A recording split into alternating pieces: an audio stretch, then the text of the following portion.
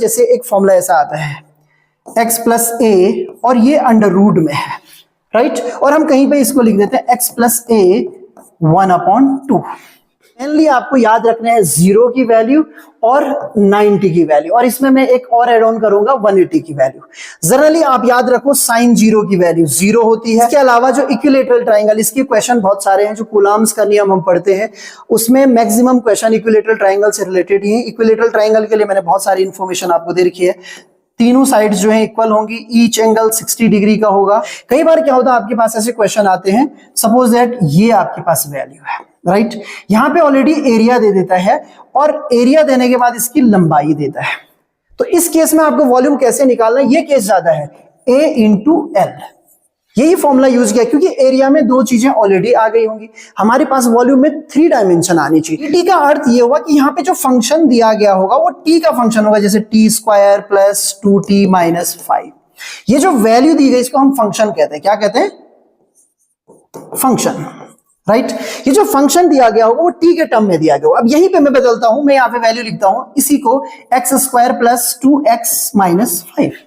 अब t का function तो है नहीं, अब किसका फंक्शन है? x का फंक्शन है। इसी वैल्यू को मैं बदल के लिखता हूं y square plus 2y minus 5। अब ये फंक्शन किसका हो गया? y का हो गया। तो ये ऑपरेटर चेंज होगा, जब x का होगा तो इस ऑपरेटर को हम बोलेंगे dy dx, जब ऐसा होगा तो हम इसको कहेंगे dy dy।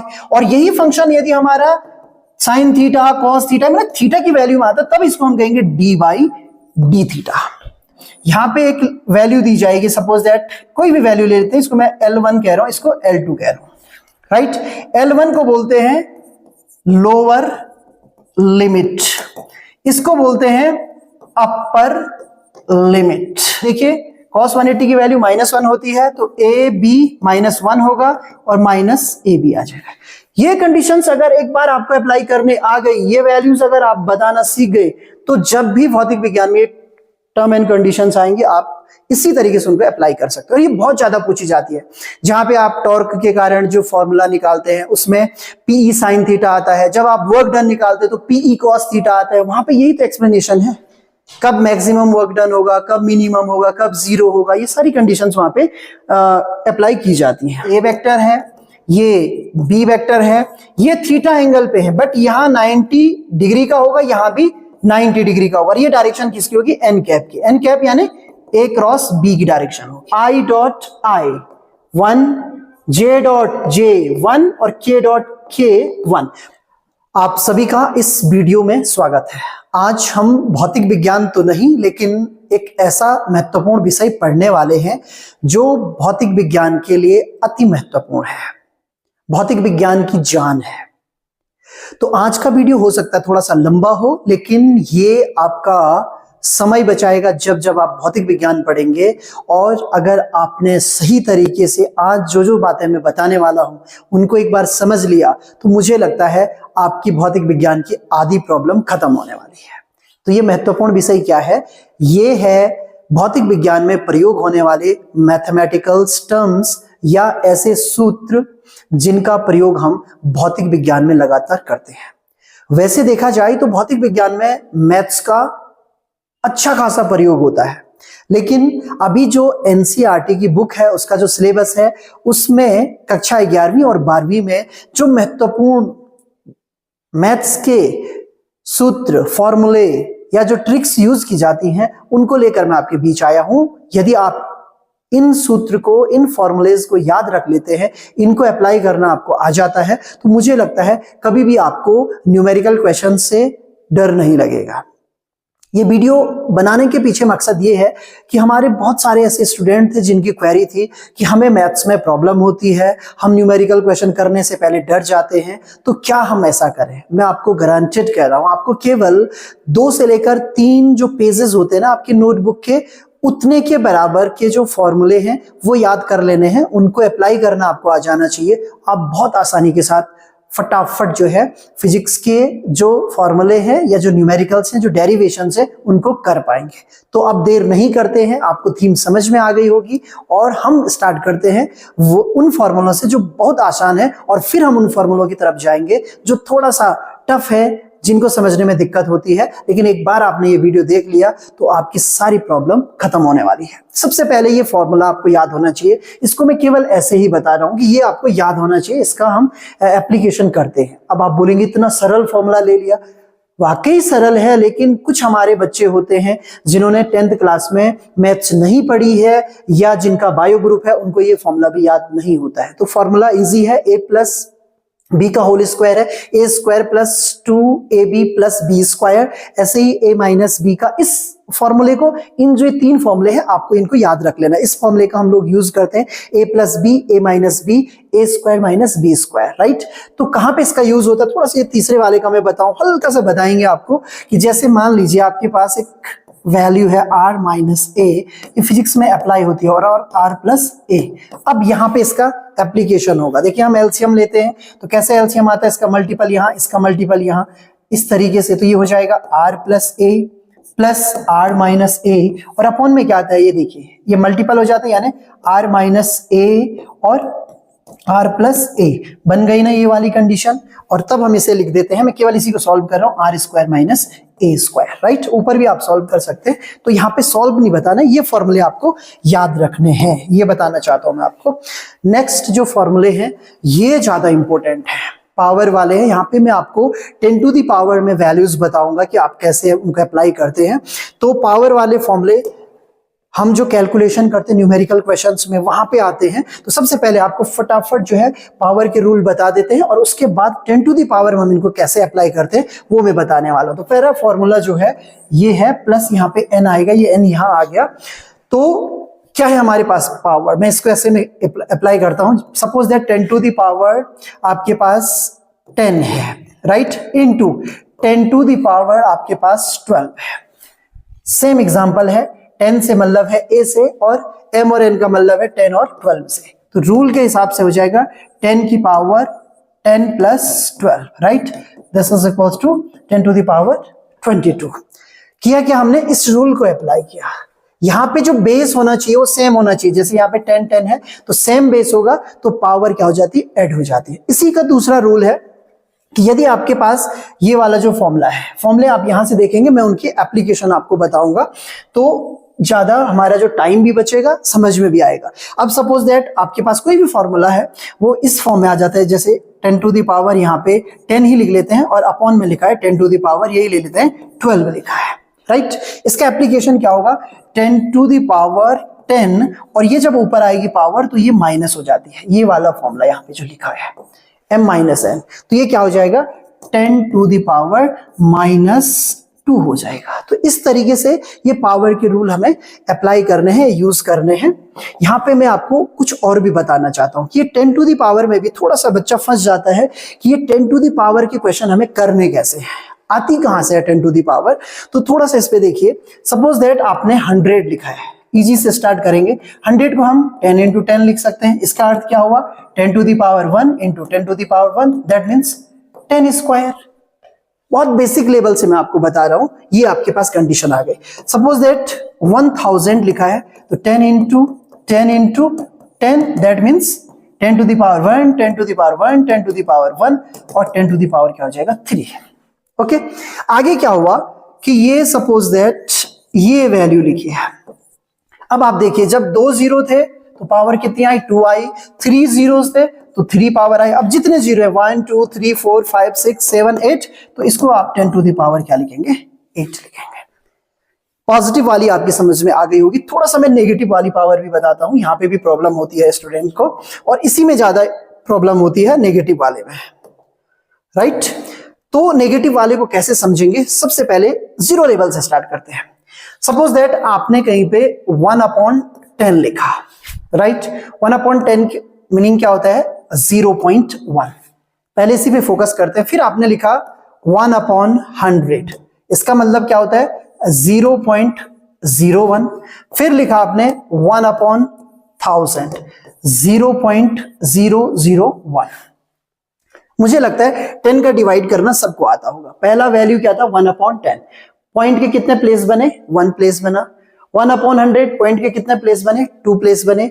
1/1000 था तो पॉइंट के कितने प्लेस बने, 3 प्लेस बने।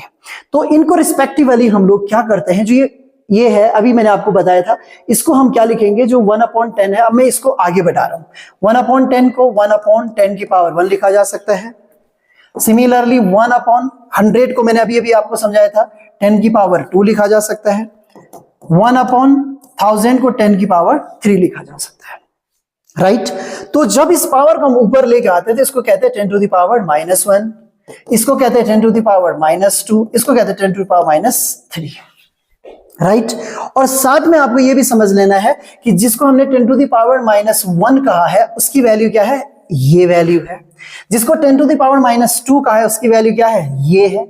और 10 टू द पावर -3 जिसको कहा, उसकी वैल्यू क्या है, ये है। अब सपोज दैट मैं आपसे सीधे कहता हूं कि 0.00000001 है, इसको 10 टू द पावर माइनस में लिखे, आप इजीली लिख लेंगे। आपको काउंट करने 1 2 3 4 5 6 7, यानी 10 टू द पावर क्या है, -7 है।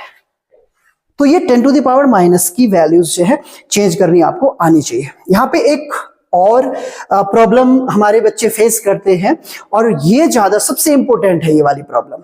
सपोज दैट आपके पास एक नंबर लिखा है 18753, कुछ भी लिख दिया मैंने, रैंडम एक नंबर लिखा हुआ है।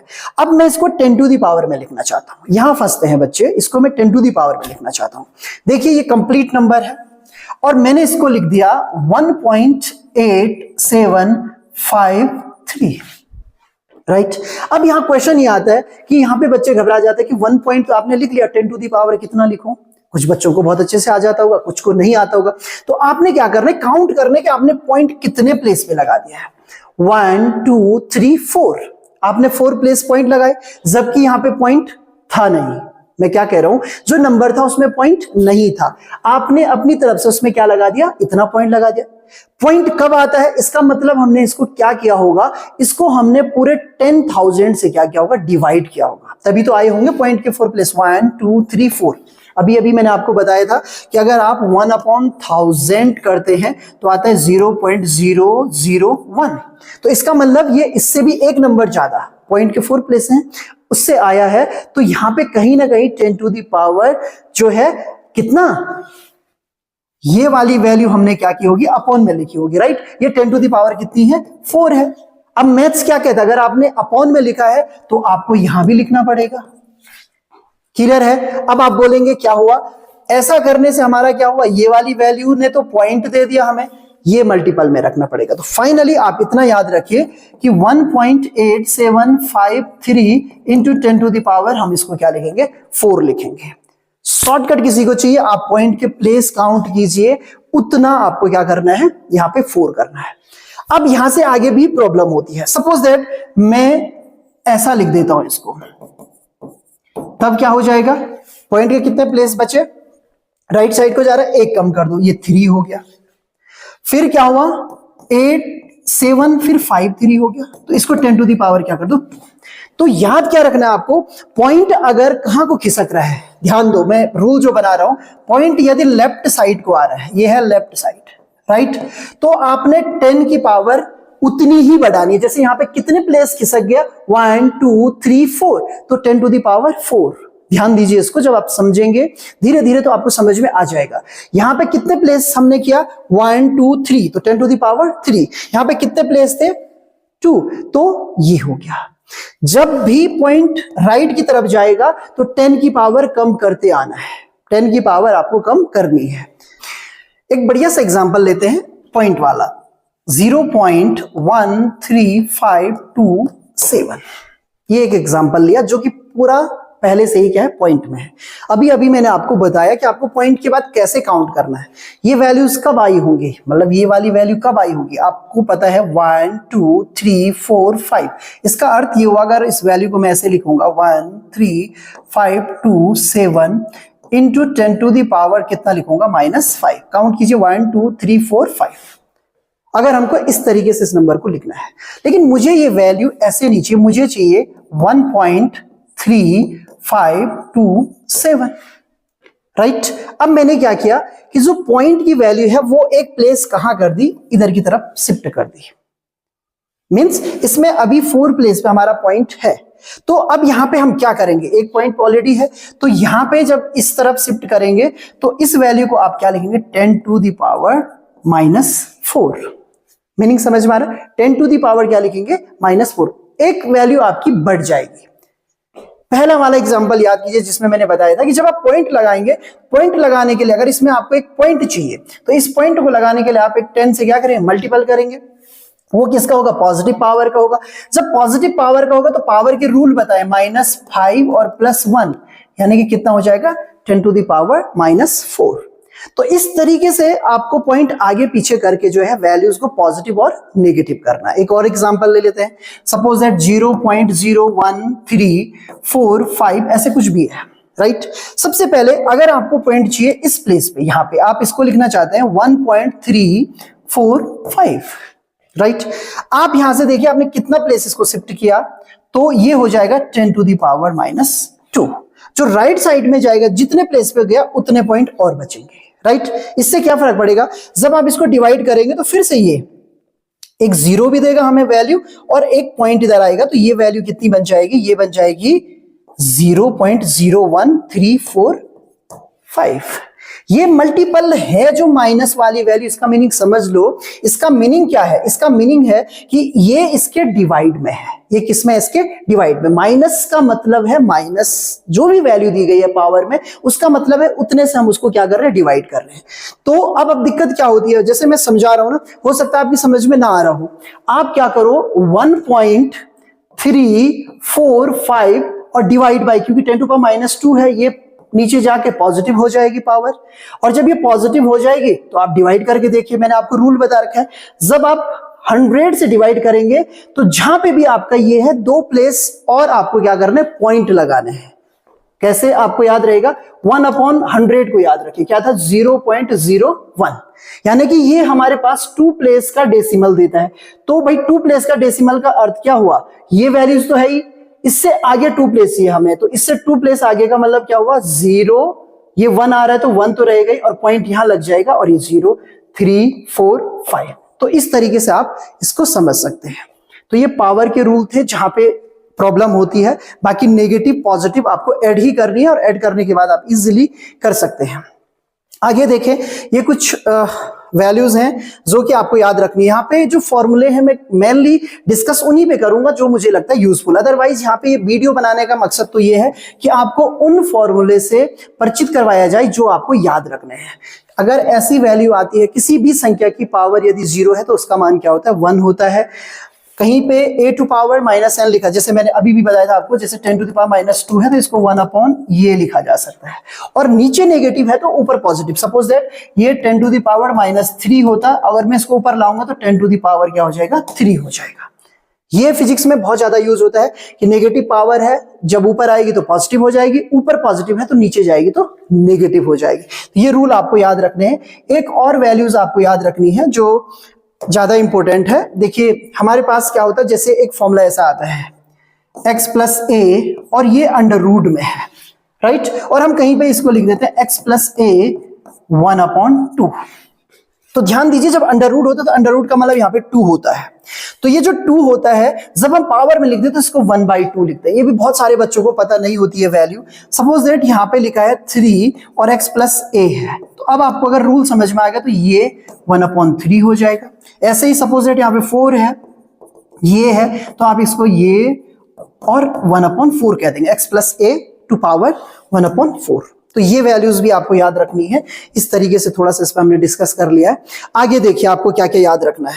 मैं बार बार कह रहा हूं आपसे कि यहाँ पे ये फॉर्मूले देने के पीछे कारण है कि केवल इतनी चीजें आपको याद रखनी है। आपका जो फिजिक्स है वो इनसे हो जाएगा पूरा का पूरा। मतलब फिजिक्स में इतने ही फॉर्मूलों की आवश्यकता है। साइन थीटा की वैल्यू याद रखिए, परपेंडिकुलर हाइपोटेन्यूस, इसको परपेंडिकुलर को हम कहते हैं लंब, और बटे क्या हो जाएगा?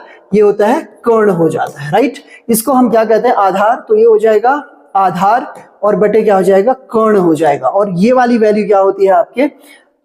लंब और बटे क्या हो जाएगा? आधार, राइट? ये वैल्यूज आपको याद रखिए। इस फॉर्मूले का बहुत ज्यादा यूज होता है। Sine square theta plus cos square theta is equal to 1। Application कैसे होगी? सपोज दैट कहीं पे साइन स्क्वायर 45 आ गया प्लस कॉस स्क्वायर 45 आ गया तो वैल्यू 1 हो जाएगी। कहीं पे साइन स्क्वायर 60 आ गया प्लस कॉस स्क्वायर 60 आ गया तो वैल्यू क्या हो जाएगी? 1 हो जाएगी। ये एंगल सेम होना चाहिए और अगर इसका स्क्वायर ऐड होता है तो वैल्यू क्या होती है? 1। तो ये आपको याद रख लेना है फिजिक्स में, इससे काम चल जाएगा। इसके अलावा ये दो वैल्यूज भी आपको याद रखनी है। Sine 90 minus theta cos theta होता है, cos 90 minus theta sine theta होता है। आगे बढ़ते हैं। ये वैल्यूज हैं, इतनी वैल्यूज आपको याद रखने की आवश्यकता नहीं है, वैसे पड़ जाती है कभी कभी जरूरत, लेकिन मेनली आपको याद रखना है 0 की वैल्यू और 90 की वैल्यू, और इसमें मैं एक और एड ऑन करूंगा 180 की वैल्यू। जनरली आप याद रखो साइन 0 की वैल्यू 0 होती है, कॉस 0 की वैल्यू 1 होती है, 10 की भी आपको बहुत ज्यादा याद रखने की आवश्यकता नहीं है। वैसे है तो ये पूरी टेबल इंपॉर्टेंट, लेकिन इन वैल्यू से आपका काम चल जाएगा। साइन 90 1 होता है, कॉस 90 0 होता है। मैंने कहा 180 इंपॉर्टेंट है, ये 0 होता है, ये -1 होता है। इसके अलावा एक और वैल्यूज पूछी जाएगी, वो होगी जैसे कॉस 120 की वैल्यू होगी -1/2। ये भी बहुत सारे कैलकुलेशन में आता है। तो ये टेबल दिया है, अगर आप याद कर ले पूरा तो ठीक है, लेकिन बहुत ज्यादा याद करने की आवश्यकता नहीं है, केवल इनसे आपका काम चल जाएगा, इतने से। ये वैल्यूज हर समय अगर आपको याद हो तो एक्सप्लेनेशन में हम इनका ही यूज करते हैं भौतिक विज्ञान में। क्लियर है? आगे बढ़ते हैं। ओके, इसके अलावा आपको याद होना चाहिए area of triangle 1/2 into base into height. उसका आधार क्या है और उसकी हाइट क्या है ट्राइंगल में, उससे हम उसका एरिया निकाल सकते हैं। तो इस फॉर्मूले का कहीं कहीं यूज हो जाता है, ज्यादा नहीं होता है यूज, लेकिन भौतिक विज्ञान में कभी कभी ये पूछा जाता है। तो ये हो गया इसका बेस यानी आधार, राइट, और ये है इसकी हाइट यानी ऊंचाई। तो ये इसका भी यूज होता है, हाफ इंटू आधार इंटू ऊंचाई। इसके अलावा जो इक्विलेटरल ट्राइंगल, इसके क्वेश्चन बहुत सारे हैं, जो कूलम्स का नियम हम पढ़ते हैं उसमें मैक्सिमम क्वेश्चन इक्विलेटरल ट्राइंगल से रिलेटेड ही है। इक्विलेटरल ट्राइंगल के लिए मैंने बहुत सारी इंफॉर्मेशन आपको दे रखी है। तीनों साइड्स जो है इक्वल होंगी, ईच एंगल 60 डिग्री का होगा, राइट। इसकी ऊंचाई, इसका क्षेत्रफल दोनों मैंने यहाँ पे बता रखा है, पहले के वीडियो में भी बताया गया है। तो एक इसका एरिया आपको याद रखना है, √3/4a² होता है, और एक आपको इसकी हाइट याद रखनी, इसका यूज होता है। जैसे हमारे जो क्वेश्चन होते हैं उनमें जनरली ये हाइट फाइंड करनी पड़ती है, तो इस हाइट की वैल्यू होती है √3/2 इंटू L। L मीन्स इसकी जो साइड है या हाइट है। तो ये हो गया, यहाँ पे ये हाइट नहीं होगा, यहाँ पे आएगी साइड, राइट। हाइट तो हम निकाल रहे हैं, इसको कट कर दीजिए, यहाँ पे आनी है side, side of equilateral triangle. तो ये फॉर्मूले हैं जो आपको हर समय याद होने चाहिए। आप लिखेंगे तो ये मुश्किल से, मैं कह भी रहा हूं, आपकी नोटबुक के 1 या 2 पेज के फॉर्मूले हैं। क्वाड्रिलेटरल में आपको क्या क्या याद रखना है, बहुत ज्यादा याद नहीं रखना है। यहाँ पे आपको याद रखना है एरिया ऑफ स्क्वायर, वर्ग का स्क्वायर, राइट। पेरीमीटर 4a, कभी कभी इसके क्वेश्चन होंगे आपके पास। इसके अलावा एरिया ऑफ रेक्टेंगल, ये ऑलरेडी आपको पता है। पेरीमीटर, ये आपको पता है। पेरीमीटर से कंफ्यूजन तो नहीं हो रहा है। परिमाप, ये हो जाएगा परिमाप, राइट। एरिया यानी क्षेत्रफल, तो ये याद भी होंगे आपको। थोड़ा थोड़ा मैंने बता दिए कि भाई बच्चों की डिमांड थी कि कौन कौन से फॉर्मूले हैं जिनको हम याद रखें, तो वो यही फॉर्मूले हैं जिनको आपने याद रखना है। आगे बढ़ते हैं। सर्कल से रिलेटेड ये फॉर्मूले बहुत इंपॉर्टेंट है, ये ज्यादा पूछे जाते हैं। यहाँ पे देखिए सरकमफेरेंस, बहुत सारे क्वेश्चंस होंगे फिजिक्स में जहां पे सर्कुलर पाथ बनेगा। जैसे मैग्नेटिज्म हम पढ़ेंगे तो वहां पे एक सर्कुलर पाथ बनेगा, उस सर्कुलर पाथ की हमें लंबाई चाहिए होगी, तो वो लंबाई 2πr होती है। सर्कल यहां से स्टार्ट हुआ, ऐसे करके यहां तक आया, तो ये क्या है, एक लेंथ है। आप हाथ पे कोई धागा बांध दीजिए, गोल हो जाता है, उसको खोलिए तो एक लंबाई है, वो कितनी होती है, 2πr। इसका बहुत ज्यादा यूज होता है। कभी कभी एरिया की जरूरत भी पड़ती है, तो ये एरिया, ये बीच वाला हिस्सा हो गया, ये वाला हिस्सा, तो ये πr² हो गया। इसके अलावा ये जो बाकी के 2 फॉर्मूले, इनकी ज्यादा जरूरत नहीं है आपको, केवल ये 2 फॉर्मूले आपको हर समय याद होने चाहिए। ओके, सॉलिड ज्योमेट्री में क्या क्या चीजें आपको याद होनी चाहिए वो भी देख लीजिए। इसमें थोड़ा सा एक्स्ट्रा फॉर्मूले भी हैं, लेकिन एक्स्ट्रा को आपको यूज नहीं करना है। वीडियो बनाने के पीछे यही मकसद है कि अगर मैं ये डाइट आपको दे देता तो आपको समझ में नहीं आता कि क्या क्या चीजें हमें याद करनी है, क्या क्या नहीं करनी है। इसमें कभी कभी क्यूब, इसका एरिया की जरूरत पड़ती है। जैसे हम जहाँ पे गॉस का नियम लगाते हैं, सरफेस एरिया चाहिए होता है, तो ये कभी कभी क्यूब आता है। 6a² क्यूब होगा हमारे पास इस तरीके से, राइट, ये क्यूब बन गया, इसकी एक साइड a होगी तो ये 6a स्क्वायर हो गया। वॉल्यूम की जरूरत पड़ेगी तो ठीक है, अदरवाइज वॉल्यूम की जरूरत नहीं पड़ती है। इसके अलावा cuboid 2 into length into breadth into फिर ब्रेथ इंटू हाइट, और फिर ये ज्यादा यहाँ पे वॉल्यूम की जरूरत पड़ती है, जो क्यूबॉइड का वॉल्यूम है उसकी जरूरत पड़ती है। अब मैं एक और बात आपको यहाँ पे बताना चाहूँ, कई बार क्या होता है आपके पास ऐसे क्वेश्चन आते हैं, सपोज दैट ये आपके पास वैल्यू है, राइट, यहाँ पे ऑलरेडी एरिया दे देता है और एरिया देने के बाद इसकी लंबाई देता है।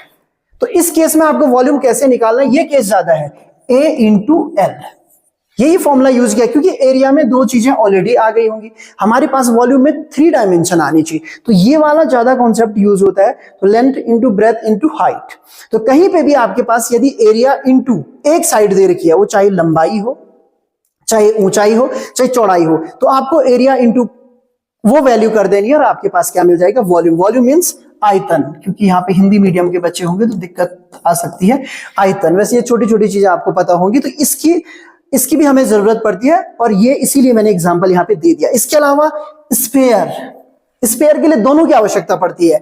ये स्फीयर का क्षेत्रफल है, राइट, एक स्फीयर है, उस स्फीयर का जो क्षेत्रफल 4 पाई आर स्क्वायर होता है। सर्कल अलग होता है, स्फीयर अलग होता है। सर्कल तो 2 डायमेंशनल है, द्विभीमीय, एक लाइन है, जो चूड़ी आप पहनते हैं ना हाथ में, या जो चूड़ियां होती है, उन चूड़ी को हम क्या कहते हैं, ये सर्कल हो गया। अब ये चूड़ी पहनने का मतलब ये नहीं है, गर्ल्स पहनती है, जो भी है, बेंगल्स कोई भी पहन सकता है, तो वो क्या होता है 4 पाई आर स्क्वायर जो है वो गोले का है। गोला क्या होता है, फुटबॉल लाइक स्ट्रक्चर हो गया या शॉर्ट पुट हो गया, उसको हम गोला कहते हैं, तो उसका एरिया आता है 4 पाई आर स्क्वायर। यहां पे गोले का आयतन भी इंपॉर्टेंट है, 4/3 पाई आर क्यूब। कभी कभी सेमी स्फीयर आ जाता है, तो उसमें आपको इस वैल्यू को क्या करना है, आधा कर देना, हाफ करना है। वंस अगेन ये इंपॉर्टेंट है फॉर्मूला, राइट। यहां पे क्या होता है कि जो सिलेंडर है, सिलेंडर का कर्व सरफेस एरिया आता है, ये वाली वैल्यू नहीं, ज्यादातर आता है कर्व्ड सरफेस एरिया। थोड़ा सा इसको क्लीन करते हैं, उसके बाद बात करते हैं आपसे। ये जो सिलेंडर है, सिलेंडर का आता है CSA, जिसको हम कहते हैं कर्व्ड सरफेस एरिया, वक्र पृष्ठ, ठीक है। ये हो जाएगा वक्र पृष्ठीय और ये हो जाएगा क्षेत्रफल, राइट। ये होता है 2 पाई आर एच। 2 पाई आर में एक स्फीयर सिलेंडर बनाओ आपके लिए, सपोज दैट ये सिलेंडर है, इस सिलेंडर की हाइट h है और ये वाली वैल्यू आती है 2 पाई आर, ये नीचे वाली, तो 2 पाई आर इंटू क्या करते हैं, h करते हैं। ये कर्व सरफेस एरिया है, ये यहां पर बहुत ज्यादा यूज होगा। और कभी कभी टोटल की जरूरत पड़ती है, तो ये टोटल वाली वैल्यू यहाँ पे ऑलरेडी लिखी गई है। इसके वॉल्यूम की जरूरत पड़ेगी तो पाई आर स्क्वायर h। ये देखिए कितना ईजी है, नीचे सर्कल है ना, तो सर्कल का क्या होता है, एरिया, अभी बताया था, पाई आर स्क्वायर। कितनी हाइट तक है, h हाइट तक है, तो यहां मल्टीपल करोगे ये वैल्यू आपको मिल जाएगी। कौन का बहुत ज्यादा यूज नहीं है, कौन को छोड़ देते हैं, आगे बढ़ते हैं। आपको याद करना होगा, आप याद कर सकते हैं, अदरवाइज अब हम चलेंगे दूसरी चीज में। ये कैलकुलस वाला पार्ट है, कितने कैलकुलेशन की जरूरत है आपको, मतलब जो कैलकुलस मैथ्स होती है, एक अलग की ब्रांच होती है जो मैथमेटिक्स की, तो उसमें कैलकुलस का जब यूज होता है, तो हमारे पास फिजिक्स में अभी कितना यूज करना हमको होता, तो बहुत बढ़िया यूज है, लेकिन 12th लेवल तक कितना यूज बचा हुआ है वो मैं आपको यहां पे बताना चाह रहा हूं। सबसे पहले देखिए, हम इसको एक फंक्शन के फॉर्मूले में लिखते हैं। जैसे मान लीजिए हमने वैल्यू लिखी d/dt।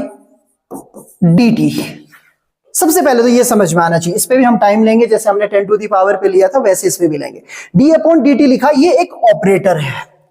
ऑपरेटर क्या हुआ, सपोज दैट आप कहीं पे 2 + 5 लिख रहे थे, ये 5 भी क्या है, एक ऑपरेटर है, राइट, संक्रिया हिंदी में इसको कहते हैं। ऐसे d/dt क्या एक ऑपरेटर है जो डिफरेंशिएशन के लिए यूज होता है, जिसको हम अवकलन कहते हैं। क्या कहते हैं, अवकलन। कलन मींस होता है कैलकुलस, अवकलन। तो d/dt, dt का अर्थ ये हुआ कि यहां पे जो फंक्शन दिया गया होगा वो t का फंक्शन होगा, जैसे t² + 2t - 5। ये जो वैल्यू दी गई इसको हम फंक्शन कहते हैं। क्या कहते हैं, फंक्शन, राइट। ये जो फंक्शन दिया गया होगा वो t के टर्म में दिया गया होगा। अब यहीं पे मैं बदलता हूं, मैं यहां पे वैल्यू लिखता हूं, इसी को x² + 2x - 5। अब t का फंक्शन तो है नहीं, अब किसका फंक्शन है, x का फंक्शन है। इसी वैल्यू को मैं बदल के लिखता हूं y² + 2y - 5। अब ये फंक्शन किसका हो गया, y का हो गया। तो ये ऑपरेटर चेंज होगा, जब x का होगा तो इस ऑपरेटर को हम बोलेंगे d/dx, जब ऐसा होगा तो हम इसको कहेंगे डी बाई डी वाई। और यही फंक्शन यदि हमारा साइन थीटा कॉस थीटा मतलब थीटा की वैल्यू में आता तब इसको हम कहेंगे डी बाई डी थीटा। तो मुझे लगता है ये ऑपरेटर आपकी समझ में आ गया होगा। अब इस ऑपरेटर का यूज कैसे करना है वो देख लीजिए। Suppose that D by d x में लिख रहा हूं। अब हर समय आप ये रख के मत बैठ जाना कि डी एक्स ही आएगा, इसलिए मैंने ये सबसे पहले आपको ये बताया कि फंक्शन क्या होता है। जो भी यहां पे वैल्यू होगी, राइट, और यहां पे वैल्यू लिखी है 5। अब 5 में देखिए कहीं x है नहीं है, या सपोज दैट मैंने d by D T of 5 लिखा है, 5 में कहीं t है नहीं है, तो इसको हम कहते हैं कांस्टेंट। कांस्टेंट की वैल्यू क्या आती है 0। यहां पे लिखी गई है, कोई भी कांस्टेंट है उसको हमने k से दिखाया है और उसका डिफरेंशिएशन है d by D T D by d x, जो भी आपका ऑपरेटर है जब आप करेंगे तो वैल्यू क्या आएगी 0 आएगी, राइट। दूसरा फंक्शन है d by d x of x to power n। अब इसका मीनिंग समझो, x टू पावर n का मतलब क्या है, x की पावर 2 ऑब्लिक x की पावर 5, x की पावर कुछ भी हो सकती है, क्लियर है। तो इस केस में क्या हुआ ये याद रखना है आपको। इस केस में हो जाता है n x n माइनस 1। कहां से होता है क्या होता है उस पर हमें अभी डिस्कस नहीं करना है, यहां पे मैं केवल ये बताना चाह रहा हूं आपको कि इसको आपको यूटिलाइज ऐसे करना है। तो कोई भी फंक्शन आएगा उसका डिफरेंशिएशन ऐसे होगा। मैं एक करके भी आपको दिखा देता हूं। इसको करते हैं प्लेन। हम यहां पे लिखते हैं d by d x of x to power 5 minus 4x। अब आप देखिए इसको अप्लाई कीजिए। अप्लाई जब करेंगे तो क्या हो जाएगा, देखो अभी रूल पढ़ा था ना, यहाँ पे पावर कितनी है 5 है। रूल क्या था 5x 5 माइनस 1, पहला कंप्लीट हुआ। फिर बीच में माइनस लगाएंगे, 4 को ले लेंगे, यहां पे पावर कितनी है 1 है, फिर से रूल लगाएंगे 1, मैं यहां पे लिखता हूं इंटू 1x 1 माइनस 1। मीनिंग समझ में आए, 4 तो ऑलरेडी बाहर से था, इनके बीच में कौन सा साइन है, मल्टीपल का साइन है, वो मैंने मल्टीपल का साइन यहां पे रख लिया है। फिर रूल क्या कहते हैं, यहां आएगा ये जो पावर है वो आगे आएगी, इसके हिसाब से देखिए n मीन्स 1, फिर n माइनस 1, फिर से n की वैल्यू कितनी है 1 1 माइनस 1। अब इसको सॉल्व करें तो 5x टू पावर 4 हो जाएगा माइनस 4 हो जाएगा। अब देखिए x टू पावर 0, और आज ही बताया था किसी भी संख्या की वैल्यू 0 हो तो उसका मान कितना होता है 1, राइट। सारी चीजें आ जाएंगी आपको यदि आप अच्छे तरीके से करेंगे। तो ये डिफरेंशिएशन हो गया।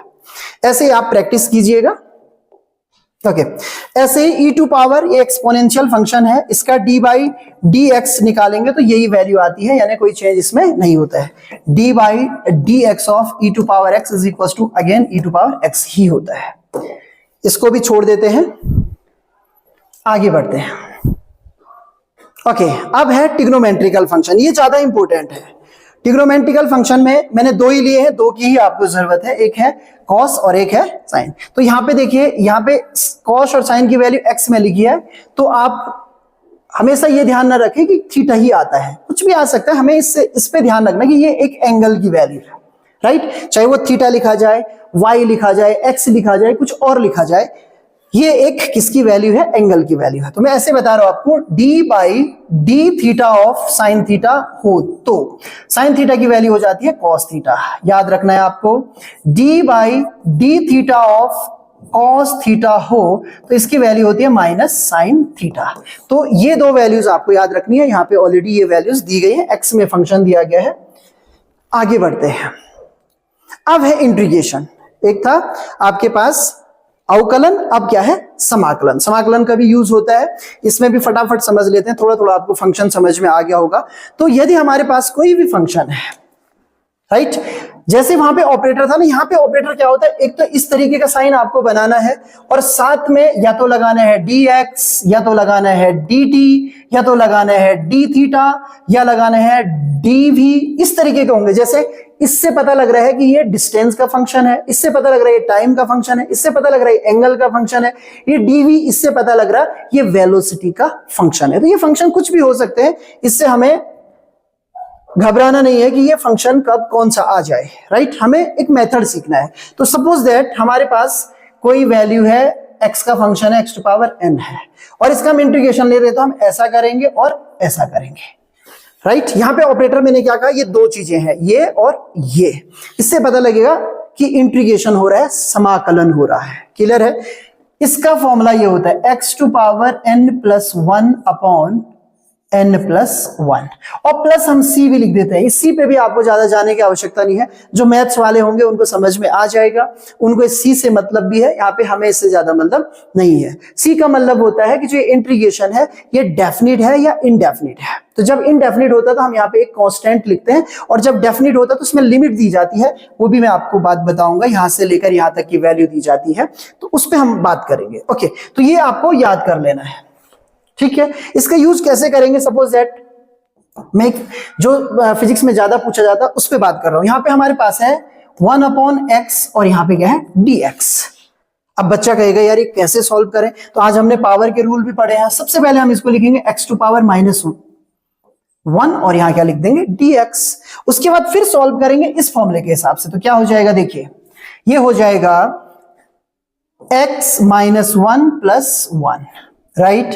फिर क्या हो जाएगा -1 + 1। क्लियर है। तो वैल्यू कितनी हो गई, देखिए ये वैल्यू आ जाएगी आपकी, कितनी हो गई, ये तो हो गई 0, बट यहां भी क्या हो गया 0, ये इनडिफाइंड हो गया, तो ये डिफाइंड ही नहीं है। तो इस फंक्शन को हम लॉग के टर्म में लिखते हैं। किसके टर्म में लिखते हैं, लॉग के टर्म में। तो ये जो वैल्यू है ये log x की है, इसकी जो वैल्यू होती है वो log x की, क्योंकि इस मेथड से हम निकाले ये हो नहीं रहा है। यहां पे एक और लेते हैं, सपोज दैट 1/x² dx है। सिमिलर आप करेंगे x टू पावर -2 और dx, फटाफट वैल्यू रखते हैं, x टू पावर -2 + 1 अपॉन -2 + 1, तो ये देखिए x to power -1 upon -1।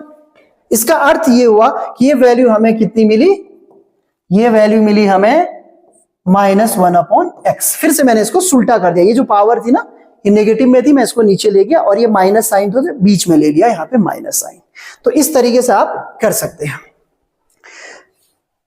Constant की वैल्यू, अब यहां पे देखिए, वहां पे कांस्टेंट का जब हमने क्या किया था, d/dt किया था या d/dx, यानी अवकलन जब किसी कांस्टेंट का किया था 0 आया था। यहां पर वैल्यू 0 नहीं आती अगर किसी कांस्टेंट का हम कर रहे हैं। सपोज दैट हमारे पास 5 है और यहाँ पे dx है, तो इसकी वैल्यू हो जाती है 5x। अब आप में से कुछ बच्चे पूछ सकते हैं कि भाई ये कहां से आया, तो एक्चुअली यहाँ पे क्या होता है ना, x टू पावर 0 छुपा हुआ होता है। अब इसको मेथड पे अप्लाई करके देखिए, हमारा रूल क्या कहता है, 5x टू पावर 0 + 1/0 + 1, और जब आप इस वाली वैल्यू को सॉल्व करेंगे तो x ही तो आएगी, तो ये 5x आ गया। तो जो फंक्शन होगा वो यहाँ पे बना के दिखाया है, ये फॉर्मूला मैंने ऑलरेडी एक्सप्लेन कर दिया है। अगेन e टू पावर, ये वहां पे d/dx of e to power x ये होता था, यहां पे भी e टू पावर ये फिर से ex होता है। एक्चुअल में जो अवकलन है, जो डिफरेंशिएशन है और जो इंटीग्रेशन है वो एक दूसरे का उल्टा होता है। जो डिफरेंशिएशन होता है उसका ठीक उल्टा इंटीग्रेशन होता है। तो ये वैल्यूज आपको समझ में आ गई होगी। आगे बढ़ते हैं, और यहां पे देखिए फिर से साइन और कॉस की ये वैल्यूज आपको याद रख लेनी है। मैंने बोला भी था अभी आपको कि ठीक उल्टा होता है। वहां पे साइन की जो हमने किया था, जब d/dx ऑफ cos x किया था तो माइनस साइन x आया था। तो यहां पे देखिए जब हम साइन का लेंगे तो माइनस cos x आएगा, ये उल्टा है इसका।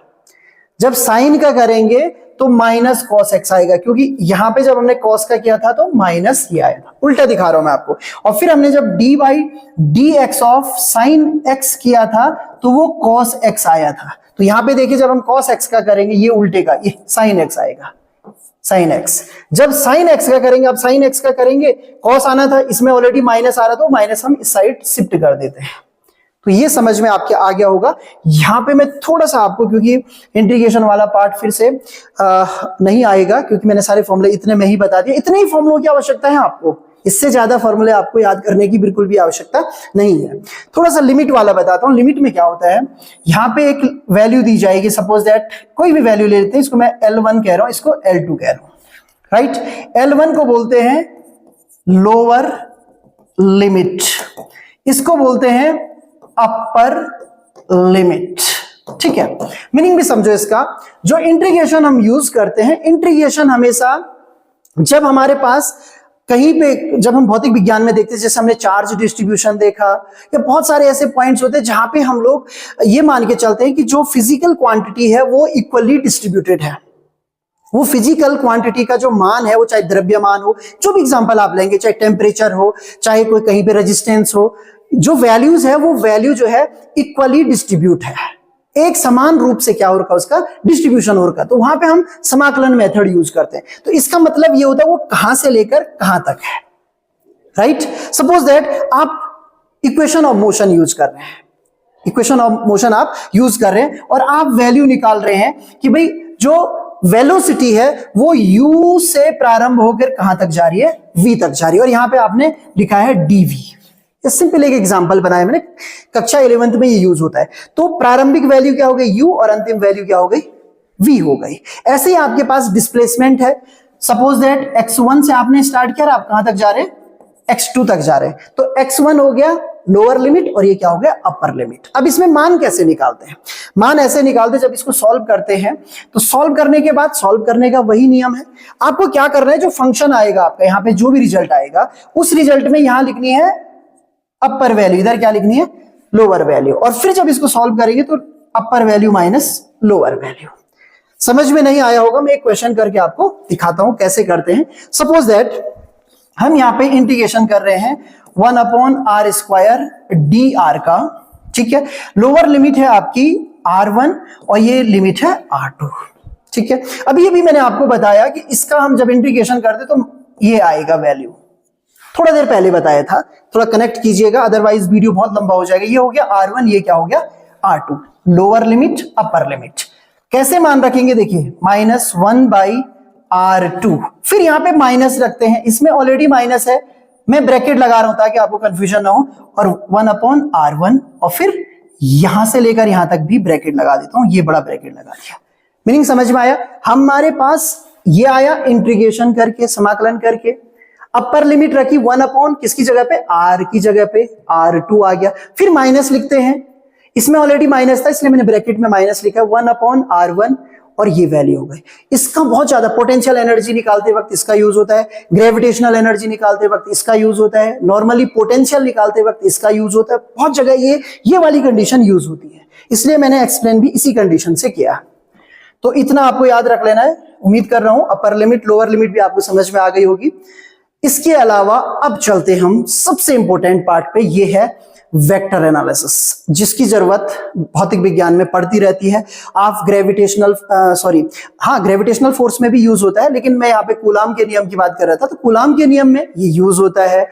आप इलेक्ट्रिक फील्ड की बात करते हैं यूज होता है, मैग्नेटिक फील्ड की बात करते हैं यूज होता है, जहां जहां भी सदिश राशियां होंगी वहां पे ये यूज होगा। तो वेक्टर में आपको सबसे पहले क्या याद रखना है कि कोई भी वेक्टर क्वांटिटी है उसमें दो चीजें होती हैं, एक होता है उसमें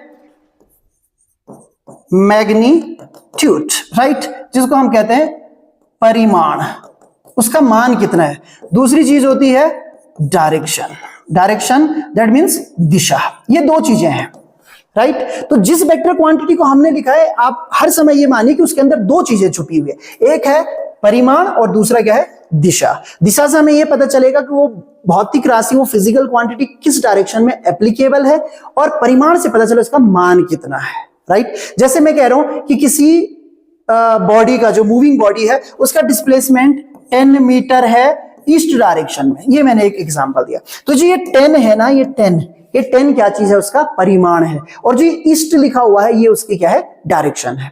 तो जब परिमाण की बात होगी तब हमें ईस्ट बोलने की आवश्यकता नहीं है, तब हम 10 बताएंगे, और जब डायरेक्शन की बात होगी तो हम ईस्ट बोलेंगे, तब 10 बोलने की आवश्यकता नहीं है। लेकिन उसमें वो दोनों वैल्यूज 10 भी छुपा हुआ है और ईस्ट भी छुपा हुआ है। आगे बढ़ते हैं।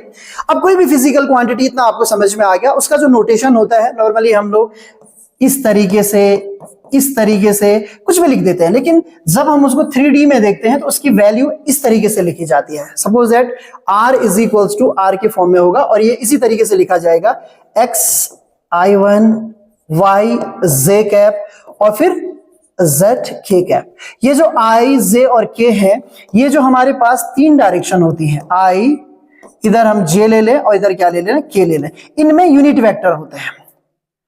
क्या होते हैं, यूनिट वेक्टर। यूनिट वेक्टर का मतलब इन डायरेक्शन में, x डायरेक्शन में, y डायरेक्शन में और z डायरेक्शन में, ये एकांक सदिश हैं जो दिशा के लिए प्रयोग होते हैं।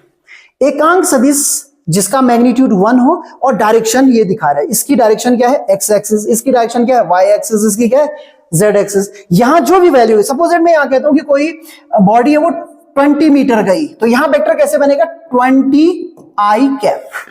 यहां मैं कह रहा हूं कि इस डायरेक्शन में 15 मीटर गई तो यहां कैसे बनेगा 15 जे कैप। और यहां कह रहा हूं सपोज 25 मीटर गया तो यहां पे 25 के कैप, इस तरीके से बन जाएगा। इनका ही वैल्यू जो है मिक्स फॉर्म में, क्योंकि ये एक की पोजीशन होगी तो वो इस तरीके से लिखा जाता है। तो ये एक डिस्प्लेसमेंट वेक्टर है जो कि दिखा रहे हैं y, z और k। कोऑर्डिनेट्स हैं रिस्पेक्टिवली x एक्सिस में, y एक्सिस में, z एक्सिस में। i, j और k कैप जो है यूनिट वेक्टर है। तो कोई भी वेक्टर इस तरीके से लिखा जाता है। आगे देखिए इसमें इसका मैग्नीट्यूड अगर आपको फाइंड करना है तो जो मैग्नीट्यूड होता है उसमें आपको करना क्या है, जो वैल्यू है ना, जैसे मैंने r इज इक्वल्स टू लिखा था, क्या लिखा था x i j y j cap और z k कैप। मैग्नीट्यूड जब निकालेंगे तो इस वेक्टर को ऐसा करना है, ये मॉड ऑफ भी बोलते हैं, और सीधे आपको ये और ये वैल्यूज का x square plus y square plus z square कर लेना है, इसको बोलते हैं इसका मैग्नीट्यूड। तो यहां पे भी लिखा गया है वैल्यू। आगे बढ़ते हैं, यहां पे यूनिट वेक्टर, ये भी इंपॉर्टेंट है कि यूनिट वेक्टर हम कैसे निकालते हैं। तो देखिए यूनिट वेक्टर के लिए पहले जब हम कॉन्सेप्ट पढ़ाते हैं फिजिक्स के तो बताते रहते बीच बीच में, लेकिन ये प्योरली मैथमेटिक्स के लिए मैंने ये बनाया है। लंबा हो रहा होगा ये वीडियो, लेकिन मजा आएगा अगर एक बार आपने इस वीडियो को देख लिया तो आपको खुद लगेगा कि यार ये बहुत यूजफुल है, राइट। तो यहां पे देखिए यूनिट वेक्टर को हम कैसे दिखाते हैं। सपोज दैट ए है, उसके ऊपर कैप लगाते हैं, vector upon mod of vector, right. अब एकांक वेक्टर कैसे निकाला गया वो मैं आपको बताता हूं। सपोज दैट मैं एक एग्जांपल दे रहा हूं इसको समझाने के लिए कि आप जा रहे हैं 50 मीटर, कितना जा रहे हैं 50 मीटर। अब मैं कह रहा हूं कि इसकी एकांक वैल्यू क्या होगी, तो आप कहेंगे इसकी एकांक वैल्यू होगी 1/50। ये क्लियर हो गया। अब 1/ आपने 50 किया, ये हो गया इसका परिमाण, ये क्या हो गया परिमाण। अब इसमें डायरेक्शन तो है नहीं, तो डायरेक्शन नहीं है उसके लिए मैं क्या करूंगा 50 भी करूंगा और इसकी जो डायरेक्शन है वो भी दूंगा यहां पे। तो जो ये ऑलरेडी वेक्टर है इसमें दो चीजें होंगी, एक होगा 50 से 50 कट जाएगा, आंसर आएगा 1, और अब क्या बचेगी इसमें केवल डायरेक्शन। तो इसीलिए हम क्या करते हैं, किसी भी वेक्टर का यदि हमें क्या निकालना हो, यूनिट वेक्टर निकालना हो, तो हम कहते हैं वेक्टर अपॉन वेक्टर मॉड। समझ में आया। इसमें दो चीजें हैं, मैं ऐसे लिख दे रहा हूं, इसमें एक तो है वेक्टर मॉड, राइट, और इनटू क्या है डायरेक्शन। ये अपॉन में वेक्टर मॉड है, इससे ये कैंसिल हो जाएगा, केवल क्या बचेगी डायरेक्शन। इसीलिए यूनिट वेक्टर में 1 वैल्यू होती है और डायरेक्शन होती है। तो ये भी समझ में आ गया होगा आपके। आगे बढ़ते हैं, और अब ये देखिए, ये इंपॉर्टेंट है। किसी भी वेक्टर के साथ जब हम मल्टीपल करते हैं दूसरे वेक्टर का या स्केलर क्वांटिटी का, तो 3 तरीके से मल्टीपल होता है। एक होता है जैसे सपोज दैट एक वेक्टर है आपके पास r is equals to x, यही एग्जांपल लेते हैं, y j कैप और z k कैप। मैं इसके साथ 5 का मल्टीपल करना चाहता हूं, 5 का मल्टीपल करेंगे तो आपने कुछ नहीं करना है, इसी को मल्टीपल कर देना नॉर्मल मल्टीपल की तरह। 5x ये हो जाएगा, 5y j कैप हो जाएगा और 5z k कैप हो जाएगा, राइट। और जब आप क्या करेंगे, एक वेक्टर का दूसरे वेक्टर के साथ मल्टीपल करेंगे, वो जबरदस्त है, तो उसको अलग से सीखते हैं। सबसे पहले देखिए उसमें कंडीशन क्या आती है कि आपके पास एक वेक्टर है a, दूसरा वेक्टर है b। जब इनका मल्टीपल होता है तो मॉड ऑफ a आता है, मॉड ऑफ b आता है, ये b है, और फिर यहां पे आता है cos थीटा।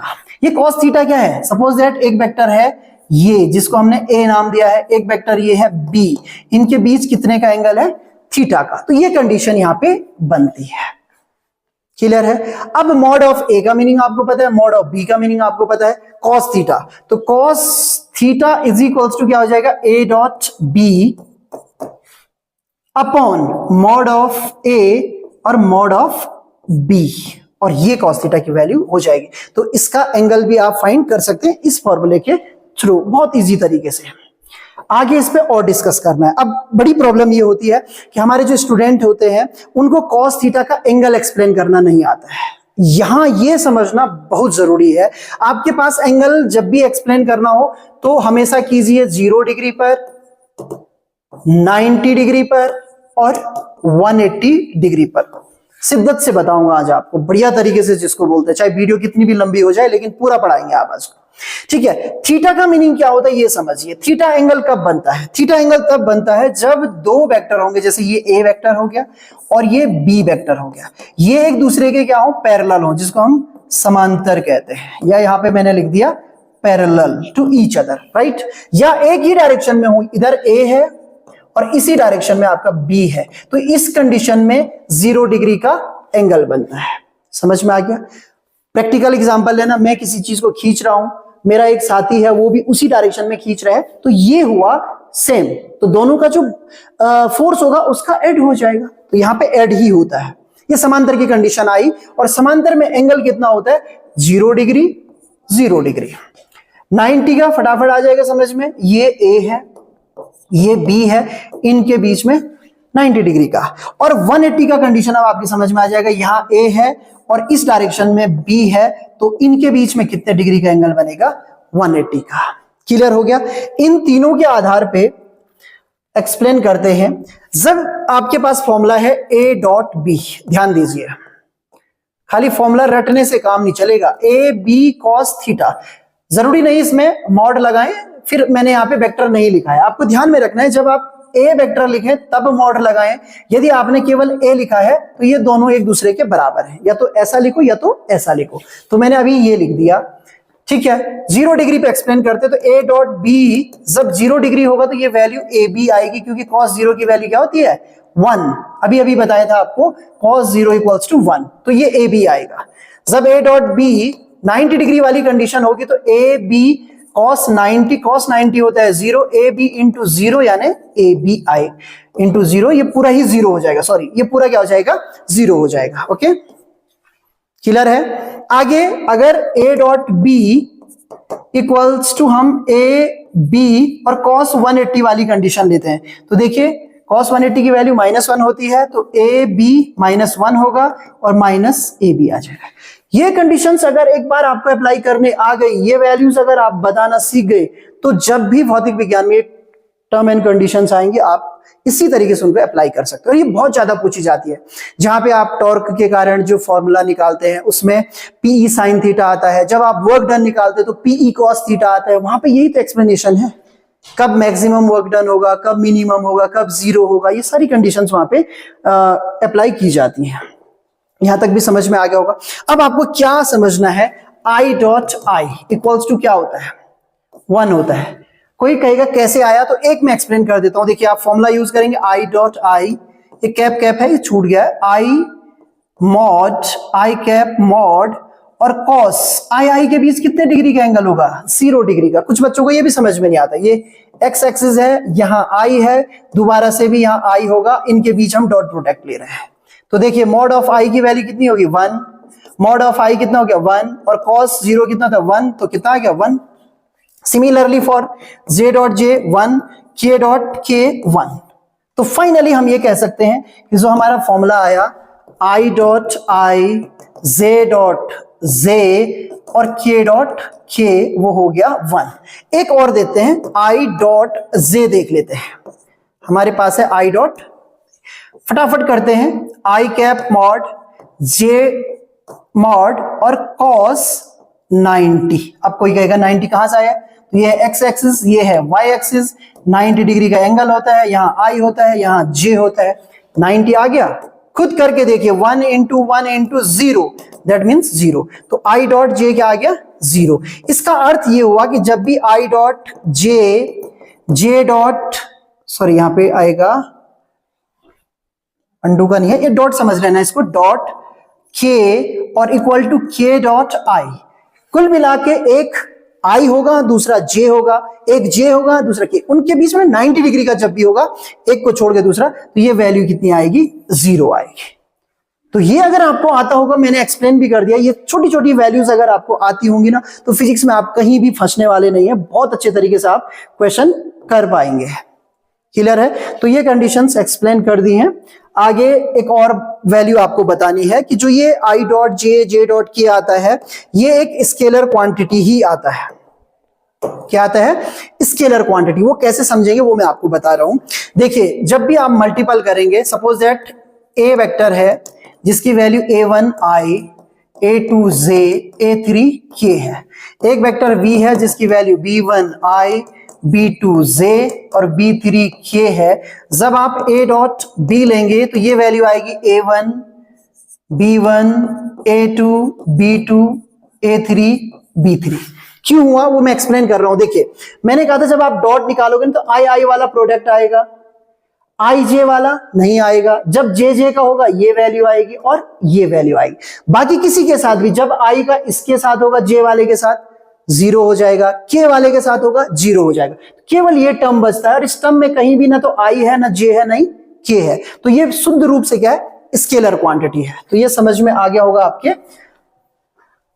आगे बढ़ते हैं, अब क्रॉस प्रोडक्ट पे आते हैं। क्रॉस प्रोडक्ट थोड़ा सा टफ लगता है बच्चों को कि भाई ज्यादा टफ हो गया, वैसे टफ नहीं है। तो सबसे पहले क्रॉस प्रोडक्ट को मैं समझा देता हूं, उसके बाद वैसे इसका भी एक्सप्लेनेशन देंगे, राइट। तो जब हम A क्रॉस B करते हैं, एक वेक्टर क्वांटिटी A है, दूसरी इसकी वैल्यू होती है A vector mod B vector mod, और यहां पे आता है साइन थीटा और साथ में आता है एन कैप। ये साइन थीटा और एन कैप ये इंपॉर्टेंट है। एन कैप है यूनिट वेक्टर्स। क्या है? Unit vectors. क्लियर है। अब यहां पे कंडीशन क्या होती है, देखिए a b sine theta n cap. पहले तो आपको ये समझा दूं कि ये इसका मीनिंग क्या होता है। सपोज दैट ये ए वेक्टर है, ये बी वेक्टर है और इनके बीच में थीटा एंगल है। तो ये जो एन कैप होगा ना, एन कैप की जो डायरेक्शन होती है वो इससे भी 90 डिग्री होती है और इससे भी 90 डिग्री होती है, दोनों से ही 90 डिग्री पे होती है। तो ये हो गई डायरेक्शन किसकी, ए क्रॉस बी की। ये हो गया।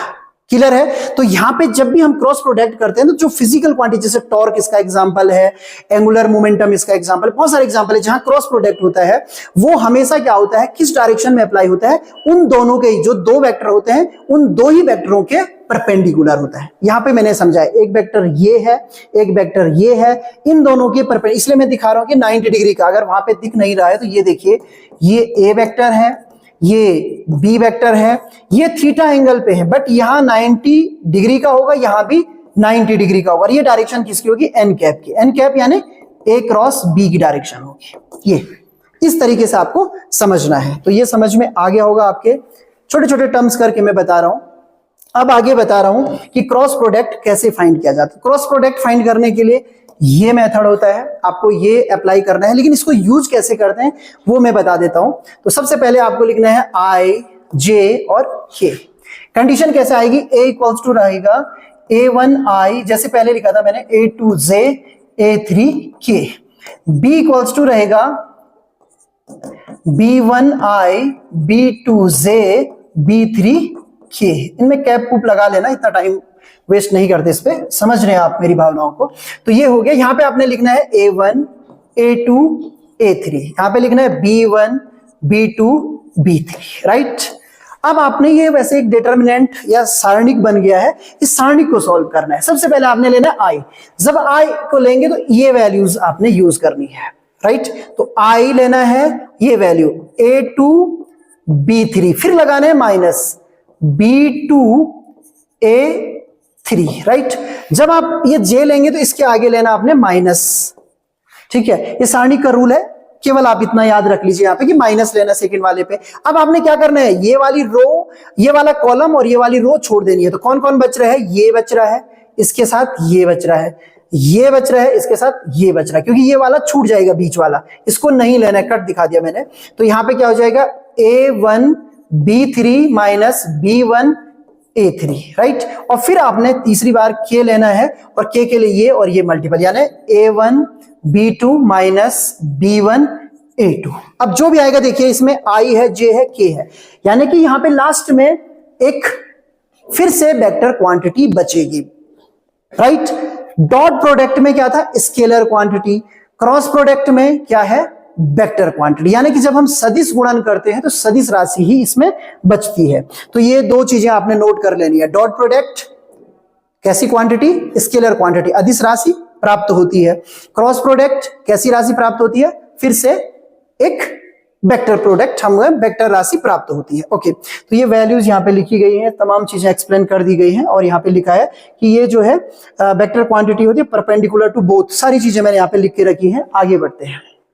ओके, यहाँ पे कंडीशन है, ये बहुत बढ़िया कंडीशन है कि अगर दो वेक्टर परपेंडिकुलर हैं तो उनके बीच डॉट प्रोडक्ट जब निकालेंगे तो 0 निकलेगा। बहुत बढ़िया है, अभी बताया था मैंने आपको, I dot j equals to 0, j dot k equals to 0, k dot i equals to 0, और कैसे हुआ वो भी बताया था। तो यहां भी वही कंडीशन है कि a और b दो वेक्टर हैं, यदि उनका डॉट प्रोडक्ट निकालेंगे और आंसर 0 आ जाए, डॉट प्रोडक्ट निकालेंगे और आंसर यदि 0 आ जाए तो उस टाइम पे हम कहते हैं कि a और b, ये a है और ये b है, ये एक दूसरे से 90 डिग्री पर है, ये a है और ये b है, ये एक दूसरे से कितने डिग्री पे है, 90 डिग्री पे है। कैसे आया वो मैंने पूरा आपको ऑलरेडी बताया है।